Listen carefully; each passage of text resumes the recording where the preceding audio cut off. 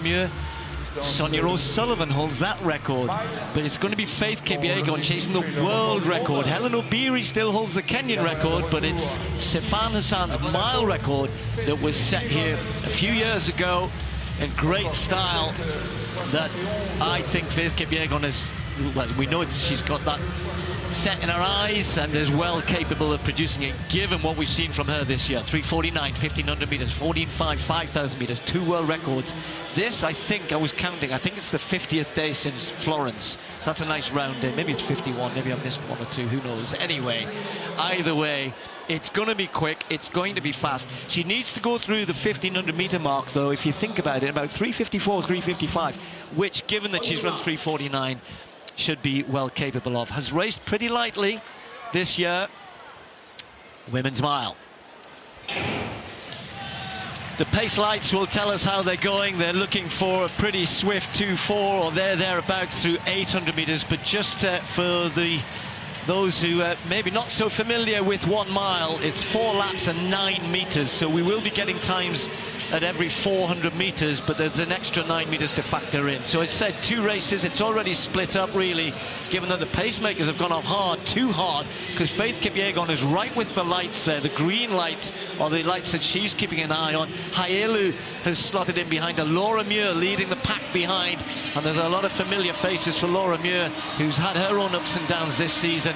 McGeehan just tucked in behind her, so is Jess Hull of Australia. I can see Melissa Courtney Bryant, big new 1,500 personal best for her last week. Nikki Hiltz, the American, just on the curb as well. But out in front, the 2 pacemakers. Nanyondo will have the job of trying to keep it going as far as she can beyond 800 meters, but it's now settled down with only Haelu going with Kipyegon. Well, just under 62 for the first 400, which gives us around 2:03, 2:04 for the 800 that you mentioned. And just by way of comparison, when Sifan Hassan set the mile record on this very track, she went through rather erratically, 2:08.50 for the first 800, and then put on the afterburners in the second half of the race. I think Faith Kipyegon will be looking for something a little bit more measured here. I think it's actually perfect. They were looking for about 61.5, going through about 2:4 thereabouts, and this is exactly what she's set up. Haelu's being really brave and going for it. Her national record's held by Genzebe Dibaba, so all those names I've said, they're all greats of distance running, some from a long way back. There could be plenty of national records tonight, but will it be a world record for Faith Kipyegon? Looks relaxed, looks good. She won the Kenyan Championships at 5,000 meters. We know she's heading for the double at the World Championships. Looks up at the clock. She's still got 2 full laps to go. 1 pacemaker's going to drop out here, but she is spot on, 2:4.1. Brilliant, brilliant timing, and you don't call it by accident. She will have that intuitive feeling in her bones. The 5,000 in Paris was a surprise, and it wouldn't be such a surprise without adding pressure onto her were she to break the mile record. It is relatively more achievable, I think, than what she did in Paris.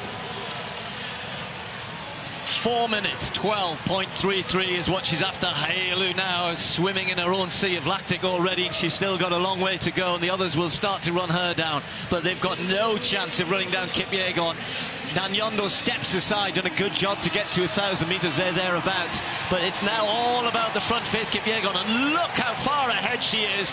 We saw Sifan Hassan do this 3-4 years ago, but she did most of the damage in the last 500, but now she's way ahead of the light, and it's only the light that she has for company here, and surely she'll be able to produce a big last lap. It's Faith Kipyegon coming towards the bell. She was looking to head to the bell in a roundabout.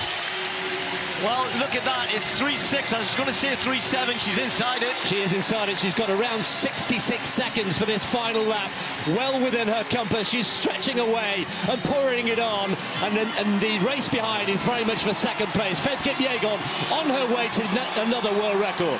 Yeah, just to say that 66 is for a lap and 9 meters, as I mentioned earlier on, so she has to work hard still, but it's well within her grasp here. Faith Kipyegon with just 200 meters left. And now she knows that if she could muster a 32-33, she's going to take at least a second off this world record. She's got to stay strong here, approaching the 1,500 meter mark. We said 3:54.55. She's way inside that. She's not far off the world record through 1,500 meters. Here she goes, Faith Kipyegon. Crowd on their feet here in Monaco. We've seen this twice already this year. Faith Kipyegon heading for another world record. This time it's going to be in the mile. She's going to absolutely obliterated. 4:7.65. Can you believe it? Whoa! The others finished a mile behind. Faith Kipyegon, 4:15 thereabouts, could be for Kira McGeehan, smashing her national record, beating the rest, I think, in a big chase to the line. But if the 3:49 was good, if the 14:05 was good, this is almost on another level. 4:7? There are hundreds of thousands of male milers around the world for whom that still would be a creditable time. Club runners, very, very good club runners, college runners, national runners. Faith Kipyegon has now shown what she can do. This is her distance for me, you know, 1500 of the mile. It is absolutely her distance.